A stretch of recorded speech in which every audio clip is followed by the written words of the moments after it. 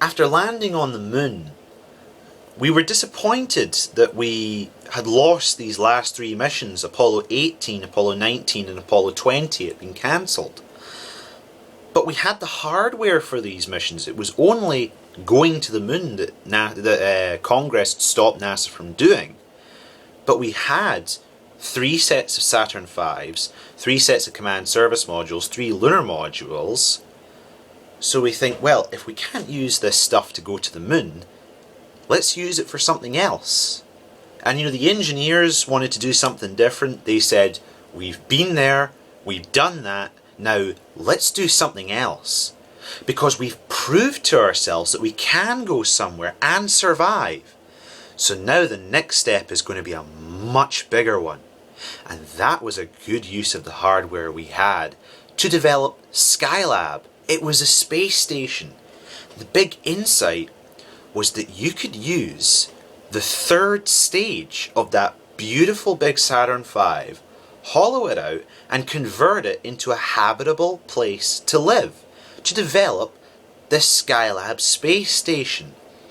If we're ever going to go to Mars, we've got to understand what happens to humans and machinery when they spend a year or 2 in space. So, for the first time, we're going to have a crew launching in 2 rockets, one right after the other.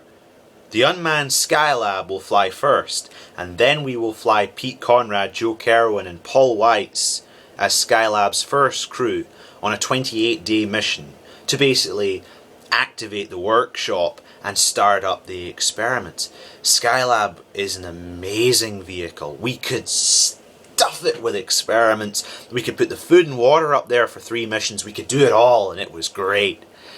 Each of them had their own bedroom.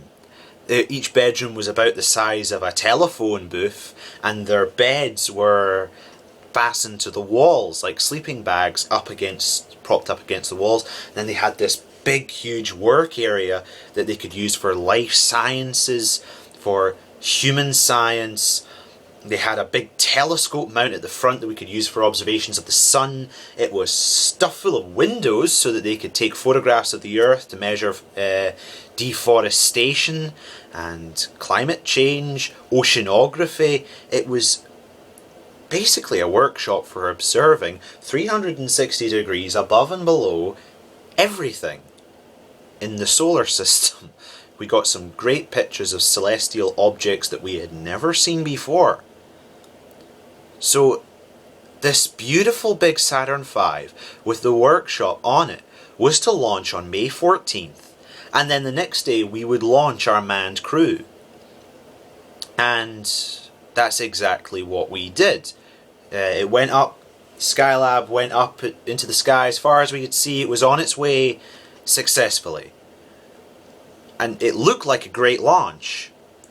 But pretty soon, the news from Mission Control began to get bad. There had been a G-shock, a sudden acceleration on the way up. And they didn't know what caused it. And we now have temperatures that are way out of control. Our power supply is basically gone. It looks like the heat shield is gone. Our main solar panels, one of them didn't respond at all. The other one, just a trickle of current that they could see, and it was only our main spider-like solar panel up on the top that was generating power properly.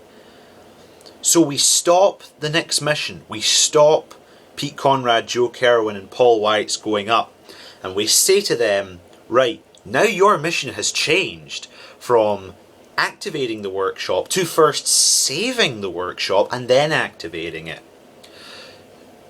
We designed, the engineers had to design this parasol, which was extended out through a little 10 by 10 inch aperture, and this would get our heat back down because the temperatures both inside and outside the workshop began to rise. So we need to get these temperatures down before people can work at them. The temperatures are way up in the high 130s Fahrenheit. So the engineers first have to understand the problem. They have to design the hardware, they have to build the hardware, they have to test the hardware, package it for flight and send it to the spacecraft with only a 10-day delay. And then we would send up our first manned crew, Skylab 2. And we did it.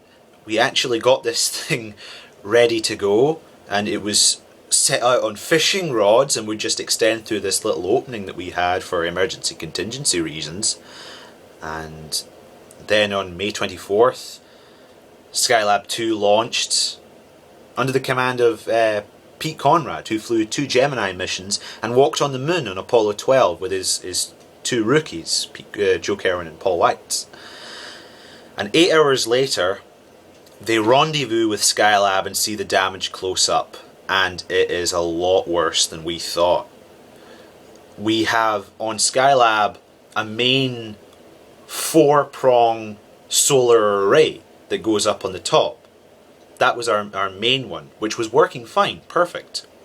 We also have 2 solar wings on the stern of Skylab, which extend out and are basically like wings, why they call them that. And one of the solar panels, the one that's not generating any current at all, is gone. It's completely off its bird. It's disappeared. It's been ripped off.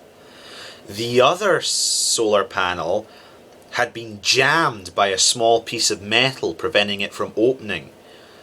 So we have no power to do any experiments.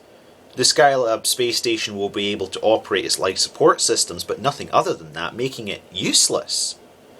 So we're going to have to fix this problem. But our first order of business is docking with Skylab. And it was a wonderful thing because we were able to take both photographs and television whose images could be dumped to the ground, and that was invaluable for allowing the engineers to see exactly what was wrong. So we knew that it was safe to dock with Skylab, and then our backup teams would start working with full-size models of Skylab in neutral buoyancy swimming tanks to try and work out what to do. But first of all, we have to dock. And so Pete grabs the controls of our command service module and brings it in, and the soft dock failed.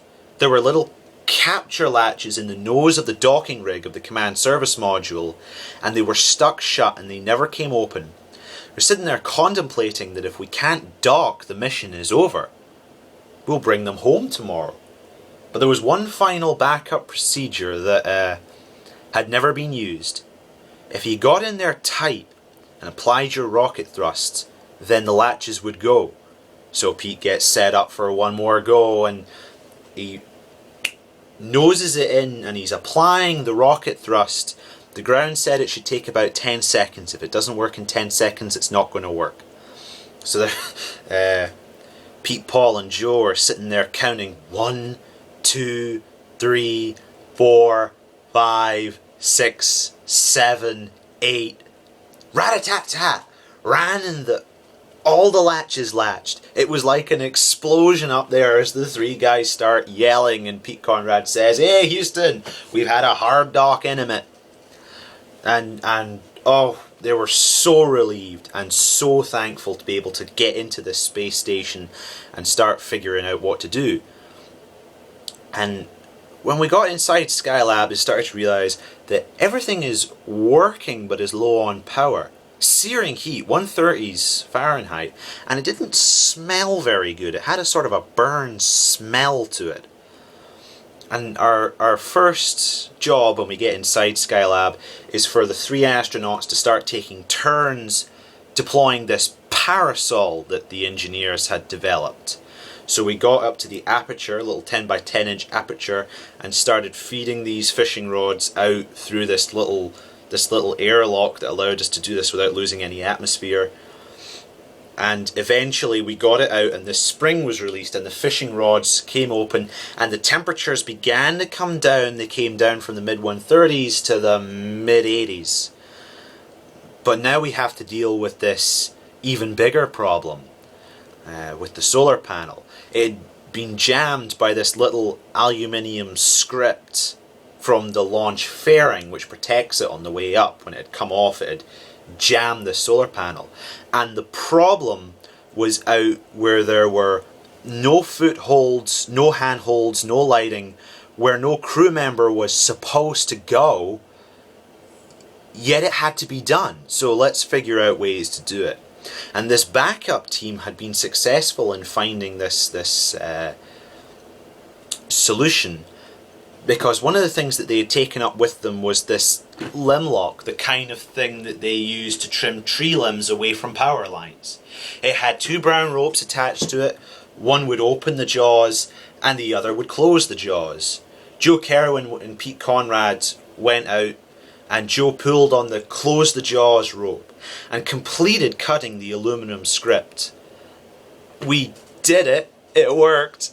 The best sight of the entire mission was that solar panel coming all the way up at 90 degrees. And this was great for the people on the ground as well, because we were going to get our power back. We were going to be able to complete the mission. That was a good day. That was a really good day when we got that solar panel back up. And from then on, Skylab is open for business. Over the next 8 months, Skylab is home to 3 crews, each successive mission breaking new records for astronauts living and working in space. So the next crew is headed up by Alan Bean, who after being the innocent astronaut rookie on Apollo 12, goes to being the experienced veteran commander on Skylab 3. And he says that, you know, that feeling of being Peter Pan, of being your own spacecraft flying around the Earth, is awesome and incredible. And we had erected handrails in Skylab to move along. You don't do that. You don't use any of that stuff. Al Bean says he can remember the first week or so he'd do flips on the way. Wonderful. And the work itself was fun, because this is the kind of work that had never been done before. Skylab provides the foundation for a permanent human presence in space and the exploration of worlds deep into the solar system. Jerry Carr, Edward Gibson and William Progue are Skylab's last crew, and they went up for 84 days, came back with less weight loss, less loss in muscle strength, and better condition all around than either of the first 2 crews. We've demonstrated that we can go 3 months in space and come back in good shape. In fact, for that last Skylab crew, the doctors applied that maybe they were in better condition when they got back than when they left. Skylab transforms our understanding of geological and oceanography systems on the Earth. It transforms our understanding of the sun. We can see celestial events happening farther than ever before, providing the foundation for what would eventually become the Hubble Space Telescope and for American space station technology, which eventually culminated in the International Space Station we have today. We cannot underestimate the importance of Skylab, and no one's ever heard of it.